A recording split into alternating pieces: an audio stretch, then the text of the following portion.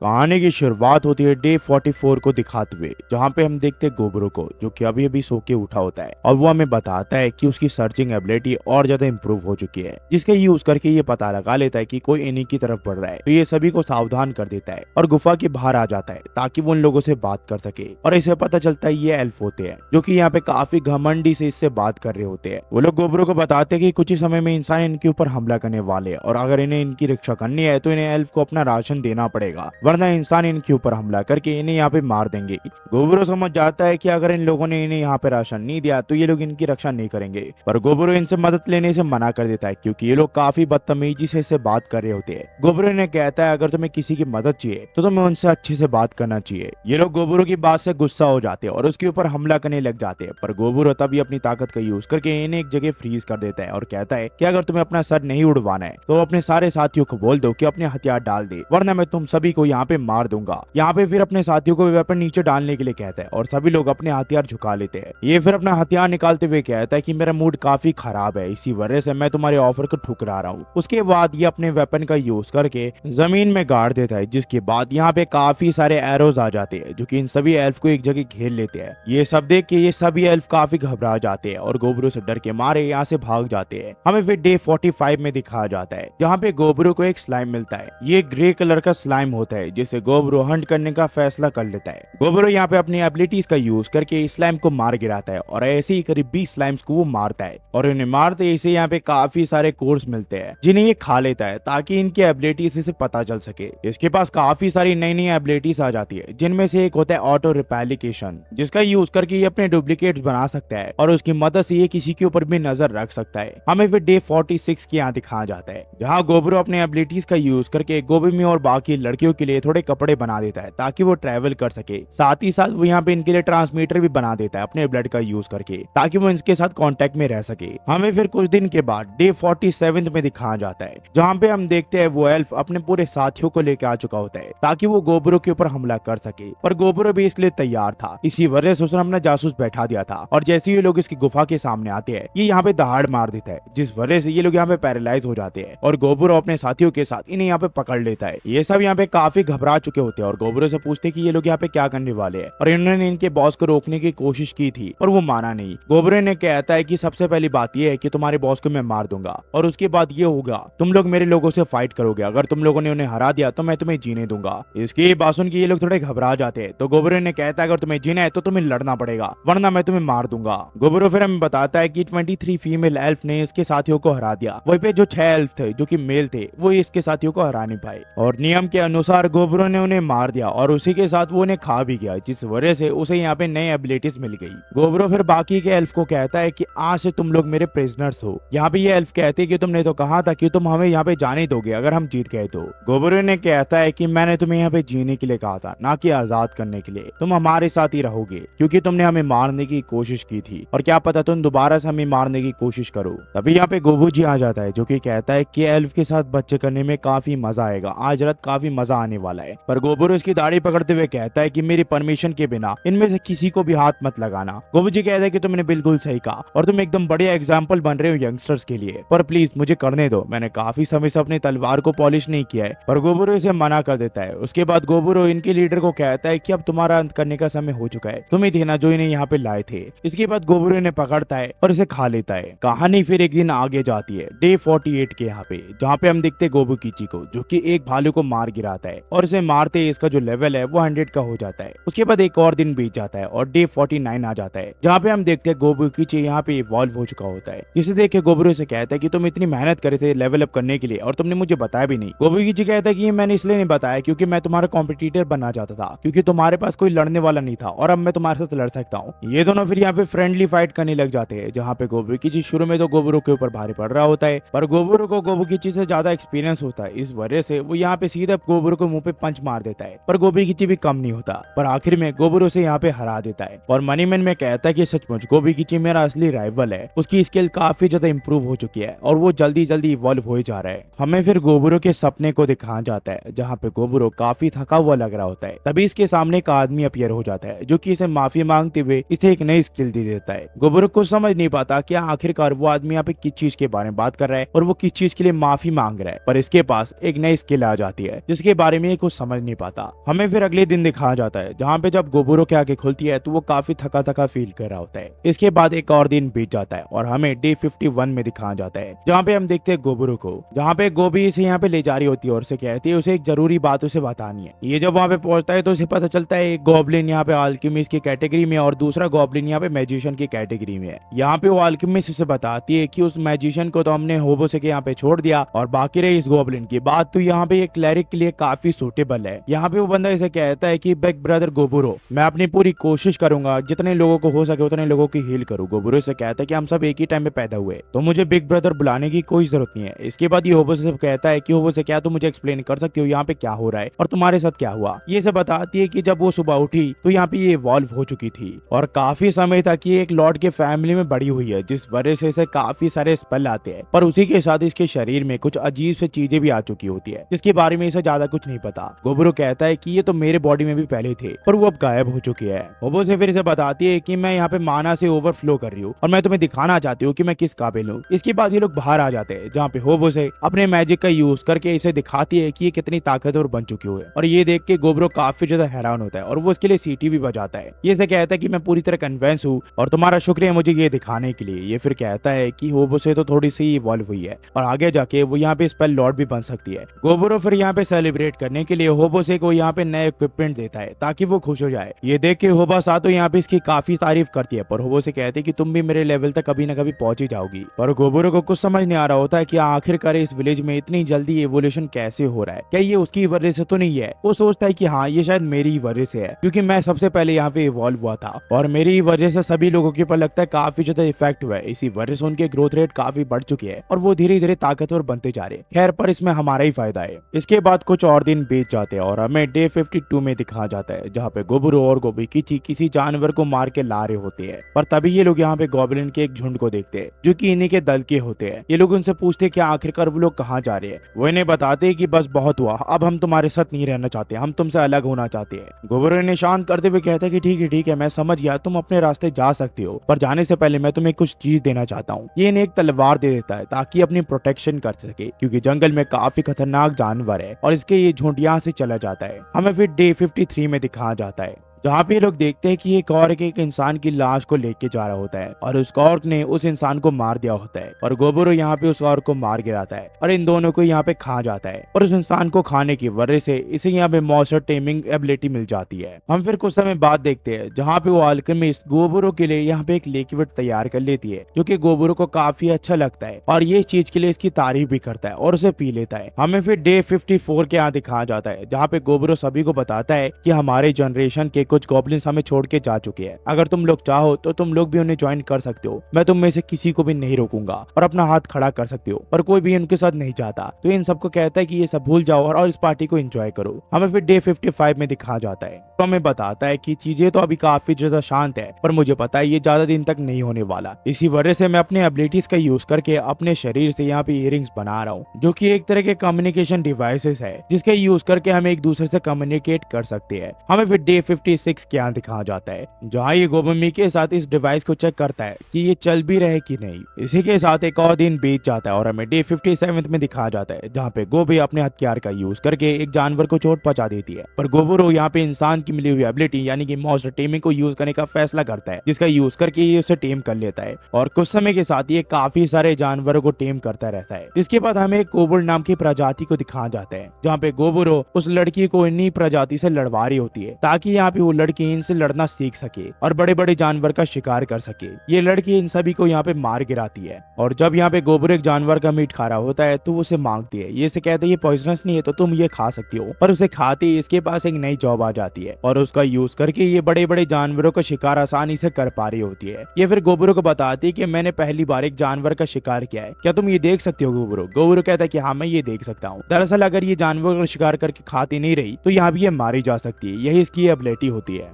थोड़े समय बाद वो क्लेरिक गॉब्लिन से बताता है कि कुछ इंसानों ने गॉब्लिन्स के ऊपर हमला कर दिया, जिस वजह से वो लोग शिकार नहीं कर पाए और उन्हें घर वापस आना पड़ा। तो गोबरो कहता है कि लगता है अब समय आ चुका है इंसानों के ऊपर हमला करने का। इसी के साथ कुछ और दिन बीत जाते हैं और हमें डे 68 में दिखाया जाता है, जहाँ पे गोबरो की आंखें खुल जाती है कुछ शोर शराबों से और वो सेंस करता है कि यहाँ कोबल्ट्स के ऊपर कुछ अजीब से दिखने वाले जानवरों ने हमला कर दिया है। यहाँ पे वो सबको रेडी होने के लिए कहता है, क्योंकि कोबल्ट्स अपनी जान बचाने के लिए इन्हीं की गुफा के यहाँ पे आ चुके होते हैं। तभी यहाँ पे वो स्केलेटन्स भी आ जाते हैं जो कि उन कोबल्ट्स का पीछा कर रहे होते हैं। ये लोग अपने हथियार का यूज करके इनके ऊपर हमला करते हैं, पर उन्हें कुछ नहीं होता। गोबुकिची कहता है कि इसे कुछ नहीं होने वाला, ये काफी बड़ी प्रॉब्लम है। गोबुरो सोचता है कि इनके पीछे जरूर से कोई नेक्रोमेंसर होगा जो कि इन्हें कंट्रोल कर रहा है, वरना ये अपने आप से कुछ नहीं कर सकते। गोबुकिची फिर अपने वेपन्स का यूज करके इन स्केलेटन्स के ऊपर हमला कर देता है, पर गोबुरो इन सबको कहता है कि अपने वेपन फेंक दो और अपने हाथ से हमला करो, क्योंकि हाथ से तुम सब इनको यहाँ पे स्मैश कर सकती हो। और सभी लोग ऐसा करने लग जाते हैं। सब लोग अपने हाथ का यूज करके इन सब का सिर्फ यहाँ पे स्मैश करने लग जाते हैं। गोबुरो फिर बाहर आ जाता है ताकि वो इनके कंट्रोलर से लड़ सके और उसे मार सके, और आखिर में वो इनके कंट्रोलर को भी यहाँ पे मार गिराता है, जो कि खुद एक कंकाल होता है। इसके बाद गोबुरो उसके सर को खा लेता है और उसके सर को खाते यहाँ पे इसके पास लोअर अनडेड को समन करने की ताकत आ जाती है। पर वहीं पे वो कोबोल्ट जो है वो उसके सामने झुक जाते हैं और कहते हैं कि आज से अब हमारे नए लॉर्ड हो। यहाँ पे फिर से पता चलता है कि दरअसल कोबोल्ट्स उसी ट्रेजरी में यहाँ पे खुदाई कर रहे थे जिस ट्रेजरी को ये लोग बंद करके आए थे। पर तभी इनके सामने स्केलेटन प्रकट हो गए जिन्होंने इनके ऊपर हमला कर दिया। पर गोबुरो ने कहता कि तुम मुझे अपना लॉर्ड बनाना चाहते हो, जबकि तुम्हें पता है मैंने काफी सारे तुम्हारे लोगों को मार रखा है। ये लोग इसे बताते हैं कि इस बारे में हमें पता है और हमें पता है कि आप ताकतवर हो, इसी वजह से हमारा सर्वाइवल आपके डिसीजन के ऊपर डिपेंड करता है। तो गोबुरो ने कहता है कि शांति से बैठ के हम बात करते हैं। पर गोबुरो को फिर रियलाइज होता है कि इसे शुरू में तो एहसास नहीं हुआ, पर यहाँ पे इसके पास काफी अलग अलग प्रजाति के लोग रहने आ चुके होते हैं। पर ये भी काफी अच्छी बात है क्योंकि अभी इनका राजा बन चुका है। एपिसोड की शुरुआत होती है डे 61 को दिखाते हुए, जहाँ पे गोबुरो और गोबुकिची काफी समय के बाद एक दूसरे के साथ जंगल में शिकार करने के लिए आए थे। पर तभी यहाँ पे गोबुरो को कुछ लोग दिख जाते हैं जो कि करीब 12 लोग होते हैं और उन्हें सोल्जर की ड्रेस पहन रखी होती है। तो गोबुरो गोबुकिची को अपना प्लान चेंज करने के लिए कहता है और इन्हें फॉलो करने के लिए कहता है। ये फिर एक चीज की मदद से इन लोगों की बातें सुनने लग जाती है, जिनकी बात सुन के इन्हें पता चलता है कि ये लोग यहाँ पे एल्फ के राजा की बेटी को किडनैप करने के लिए आए हैं, जो कि कुछ ही समय बाद यहाँ से गुजरेगी। वो दरअसल यहाँ पे फेस्टिवल सेलिब्रेट करने के लिए गई थी और वो अब घर आ रही होती है।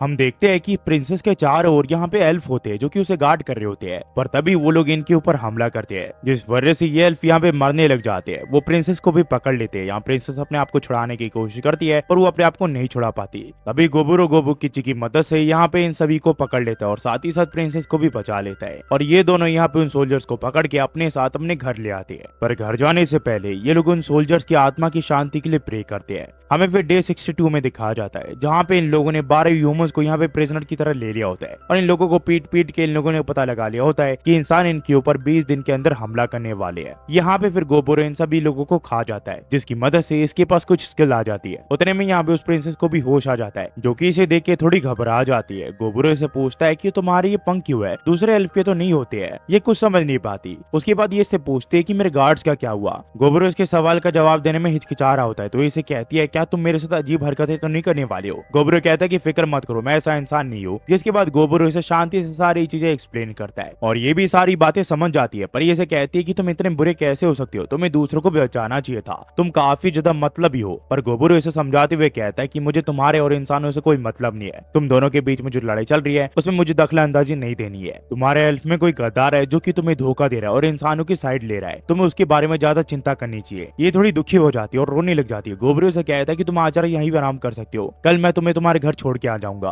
उतने में यहाँ पे गोबूजी आ जाता है, जो कि कहता है कि आज मुझे कुछ ना कुछ तो करने को मिलेगा, पर वो इस चीज के लिए मना कर देता है। हमें फिर डे 63 में दिखाया जाता है, जहाँ भी ये लड़की से बताती है कि दरअसल ये हायर एल्फ है और वो अपने बॉडी में अपने पंख को छुपा सकती है। हमें फिर पता चलता है कि एल्फ जैसे जैसे इवॉल्व होते हैं उनके पंख आ जाते हैं और वो उड़ने लग जाते हैं और उनके साथ काफी ज्यादा एबिलिटीज भी आती है। ये तीनों अपने सफर के लिए निकल जाते हैं और करीब 3 घंटे के सफर के बाद ये एल्फ के गाँव के यहाँ पहुंच जाते हैं। पर वहाँ पे इनका स्वागत काफी सारे एल्फ अपने तीर कमान को इनके ऊपर लगाते हुए करते हैं। पर प्रिंसेस सबको सब कुछ एक्सप्लेन कर देती है और इन्हें बताती है कि इस बंदे ने इसकी जान बचाई है। इसके बाद प्रिंसेस अपने फादर से मिलती है। इसके फादर इसे देख के काफी खुश होते हैं और गोबुरो को इसकी जान बचाने के लिए शुक्रिया करते हैं। गोबुरो फिर इन्हें बताता है कि उसने इसकी बेटी की जान फ्री में नहीं बचाई है। तो इसे कहता है कि मुझे पता है कि तुम्हें रिवॉर्ड चाहिए। ये फिर गोबुरो को अपने फैमिली ट्रेजर का बो दे देता है, जो कि एक लेजेंडरी वेपन होता है और काफी ताकतवर होता है। प्रिंसेस अपने फादर को ये करने के लिए मना करती है, पर उसके फादर उसे कहते हैं कि ये बो उसकी जान से ज्यादा इंपॉर्टेंट नहीं है। गोबुरो फिर इन्हें बताता है कि आपके बो के बदले में मैं आपको एक यूजफुल इन्फॉर्मेशन देना चाहता हूँ। एल्फ का राजा उससे पूछता है कि तुम क्या इन्फॉर्मेशन देना चाहती हो। गोबुरो उसे बताता है कि कुछ ही दिनों में इंसान हमारे ऊपर हमला करने वाले हैं और जैसे ही वो हमारे ऊपर हमला करेंगे मैं आपका साथ दूंगा उन्हें यहाँ से भगाने में। एल्फ का राजा इस चीज के लिए मान जाता है, जिसके बाद ये लोग काफी सारे मिथ्रिल के इक्विपमेंट ले लेते हैं और उसके बदले में गोबुरो इन्हें काफी अलग अलग चीज देता है जिससे ये वेपन बना सकते हैं। पर गोबुरो के जाने से पहले एल्फ के राजा उससे यहाँ पे एक लाइट एल्फ के ग्रुप के बारे में पूछता है जिसे गोबुरो ने बंधक बना रखा है और कुछ को वो मार भी चुका है और खा भी चुका है। और ये यहाँ पे अनजान बनते हुए कहता है कि इसने उस ग्रुप को कहीं नहीं देखा। पर जाने से पहले गोबुरो को यहाँ पे एल्फ के राजा मेडिसिन और काफी अलग अलग चीजें देते हैं। गोबुरो जब घर पे आता है और उसे टेस्ट करता है तो उसे काफी अच्छी लगती है क्योंकि ये वाइन की तरह होती है। हमें फिर डे 64 में दिखाया जाता है जहाँ गोबुरो जब उठता है तो वो यहाँ पे गोबेमी को भी उठाने की कोशिश करता है, पर जब वो इसे ध्यान से देखता है तो उसे पता चलता है कि वो डैम्पिन नाम के वेरिएंट में इवॉल्व हो चुकी है जिससे इसके पास नई एबिलिटीज आ चुकी है और ये और ज्यादा ताकतवर बन चुकी है। ये यहाँ पे अपने चार्म से किसी को भी अट्रैक्ट कर सकती है। वैसे तो ये सनलाइट में नहीं निकल सकती थी, पर गॉड की ब्लेसिंग की वजह से ये सनलाइट में भी निकल सकती है और उससे और ज्यादा इसे ताकत मिलेगी। वो एक गोबे इवॉल्व हो चुकी है हाफ अर्थ लॉर्ड में, जो कि अपनी ताकत की मदद से दीवारों को आसानी से तोड़ सकती है और उसी के साथ वो यहाँ पे जेम्स का भी पता लगा सकती है। वो यहाँ पे होबा सातो यहाँ पे हाफ ब्लडी लॉर्ड में इवॉल्व हो चुकी है, जिसकी मदद से वो यहाँ पे अपने वेपन्स तैयार कर सकती है अपने ब्लड का यूज करके और उसी के साथ उनके शरीर में यहाँ पे टैटू भी बन चुके हैं। पर यहाँ पे उन्हें लगता है कि ये टैटूज ही उन्हें ताकत देती है, पर गोबुरो को ऐसा नहीं लगता। तभी यहाँ पे गोबुची इन्हें कहता है कि तुम लोग इवॉल्व हो चुके हो, अब तुम्हें नया नाम देने का वक्त आ चुका है। यहाँ पे एक एक करके सभी को नया नाम देता है, जैसे कि होबोसे को से, होबासातो को ब्लड सातो, गाबेमी को धामी और गोबी को हार्थी, वही गोबो कीची को ओगीची, गोबीजी को होबोजी, गोबुरो को ओगुरो। और ये चार्ट ये बताता है कि कौन किस रेस का और कितना ज्यादा ताकतवर और किस लेवल पे है। इसके बाद हमें पता चलता है कि जो एल्फ गोबुरो के कब्जे में थे, जैसे उन्हें पता चला कि गोबुरो इनकी मदद करने वाला है, वो लोग भी इसके साइड हो गए और साथ ही साथ कोबोल्ड्स भी यहाँ पे इसकी मदद करने के लिए आ गए। पर यहाँ पे कुछ फीमेल एल्फ यहाँ पे घबरा रही होती है वॉर में जाने के लिए, तो इनको जोश देने के लिए गोबुरो यहाँ पे इन सभी को अपने हिसाब से इंट्रोड्यूस करवाता है, जिसे लेने के बाद ये सभी के अंदर जोश चढ़ जाता है और ये सब भी यहाँ पे कोबोल्ड्स के साथ हिस्सा ले लेती है इस वॉर में और ट्रेनिंग करने लग जाती है। वही गोबुरो अपने समनिंग पावर्स का यूज करने का फैसला करता है, जिसकी मदद से ये एक लोअर एंडेड को समन कर लेता है। इसे पता चलता है ये जितना ज्यादा माना खर्च करेगा उतना ही ताकतवर इसके पास यहाँ पे सामान आएगा, जैसे कि नॉर्मल, नॉर्मल प्लस और रेयर। और अगर नॉर्मल प्लस की बात करें तो यहाँ पे एल्फ के छोटे मोटे हथियार भी यहाँ पे इस अनडेड को मारने के लिए काफी है। हमें फिर डे 65 में दिखाया जाता है, जहाँ गोबुरो को पता चलता है कि अगर वो थोड़ा कम माना यूज करे तो वो स्केलेटन, ज़ॉम्बी और अनडेड की आर्मी खड़ी कर सकता है। पर उसी के साथ उसे एक और बात पता चलती है कि ये गोश्त को खा नहीं सकता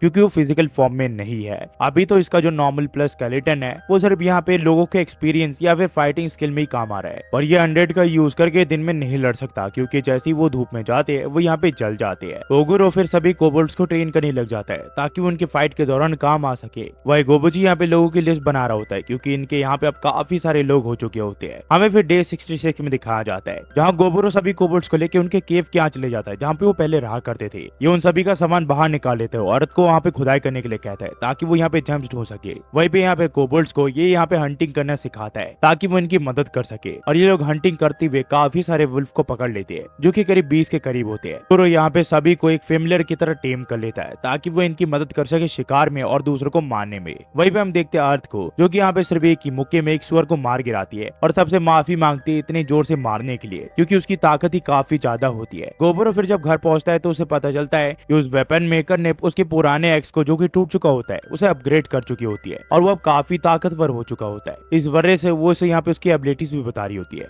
इस एक्स को बनाने के लिए काफी अलग अलग मटेरियल यूज हुए होते हैं, जिस वजह से ये वेपन पहले से काफी ताकतवर होता है और यहाँ पे ओगुरो इस चीज के लिए इसकी तारीफ भी करता है। डे 67 जहाँ पे ओगुरो शिकार करने निकला होता है, पर तभी यहाँ पे इसे कीची दिखता है जो कि इसे कहता है कि मुझे तुम्हें कुछ बताना है। यहाँ पे ओगुरो इसे कहता है कि बताओ। ये इसे सब कुछ बता देता है कि अर्थ के ऊपर यहाँ पे इसका क्रश है और ये काफी समय से उसे पसंद करता है। ओगुरो इसे कहता है कि मुझे इस बारे में शुरू से पता था। कीची इसे कहता है कि उसके इवॉल्व होने के बाद वो और ज्यादा सुंदर हो चुकी है, जिस वजह से मैं अपने प्यार को उसे कन्फेस करना चाहता हूँ, तो मेरी तुम मदद करो। ओगुरो इसे कहता है कि चिंता मत करो, मैं तुम्हारी मदद करूंगा। और हम देखते हैं रात को, जहाँ पे गोबुकीची और अर्थ अकेले होते हैं। यहाँ पे गोबुकीची अपनी फीलिंग्स को इसे एक्सप्रेस कर देता है और अर्थ भी अपनी फीलिंग को इसे एक्सप्रेस कर देती है, जो कि इसे ही पसंद करती है। हमें फिर डे 68 में दिखाया जाता है, जहाँ पे कीची और गोबुरो लड़ रहे होते हैं। यहाँ पे कीची इसके ऊपर काफी भारी पड़ रहा होता है। ये इसे बताता है कि कल रात के बाद मैं काफी अच्छा फील कर रहा हूँ, मेरी बॉडी पूरी तरह हल्की हो चुकी है। दरअसल गोबुरो ने यहाँ पे गोबीमी से बात करके यहाँ पे गोबी को वहाँ पे बुलाया था ताकि अपने लव को कन्फेस कर सके और गोबी भी इसे शुरू से पसंद करती थी। गोबुरो फिर यहाँ पे गोबी के पास आ जाता जाता है, जहाँ पे गोबी से कहती है कि आखिरकार गोबी खींची क्या कर रहा है। गोबरो से बताता है उसके अंदर काफी ज्यादा एनर्जी आ चुकी है, जिस वजह से उसने इसके काफी सारे ब्लैक स्केलेटन को तबाह कर दिया है। इसके बाद ये लोग यहाँ पे ट्रेनिंग के बाद काफी सारे मॉन्स्टर का शिकार करने के लिए आ चुके होते हैं, और इस बार इनके शिकार इंसेक्ट्स होते हैं। गोबरो के यहाँ पे काफी सारे इंसेक्ट मिले होते हैं जिनका शरीर आर्मर से भी ताकतवर होता है, पर ये किसी तरह इनको मार गिराता है और इन्हें यहाँ पे खाने लग जाता है, जिसकी मदद से इसके पास नई स्किल आ जाती है, जिससे ये अपने बॉडी के ऊपर एक आर्मर बना लेता है, और कितने भी ताकतवर वेपन से इसके ऊपर हमला करो ये आर्मर बिल्कुल भी नहीं टूट रहा होता है, जिससे गोबरो काफी इंप्रेस होता है। पर यहाँ पे जैसे ही इस आर्मर को उतारता है इसके सारे कपड़े बिखर जाते हैं, यानी कि पिघल जाते हैं। पर इसके पास अब 4 फॉर्म को रजिस्टर करने का ऑप्शन आ चुका होता है, जिसकी मदद से ये अपने किसी भी तरह की एबिलिटी को उसके यहाँ पे रजिस्टर करके किसी से भी तुरंत ही लड़ सकता है। ये यहाँ पे हवा में उड़ने वाली एबिलिटीज को रजिस्टर करता है और यहाँ पे हवा में उड़ने लग जाता है, पर ये उसे ठीक से कंट्रोल नहीं कर पाता, जिस वजह से ये नीचे गिरता है और सोचता है कि लगता है मुझे प्रैक्टिस की जरूरत है। इसके बाद ये लोग घर वापस आ जाते हैं, जहाँ पे इन लोगों ने जो बोर को पकड़ा था उसका मीट खाने लग जाते हैं, जिससे इसके पास एक और नई स्किल आ जाती है,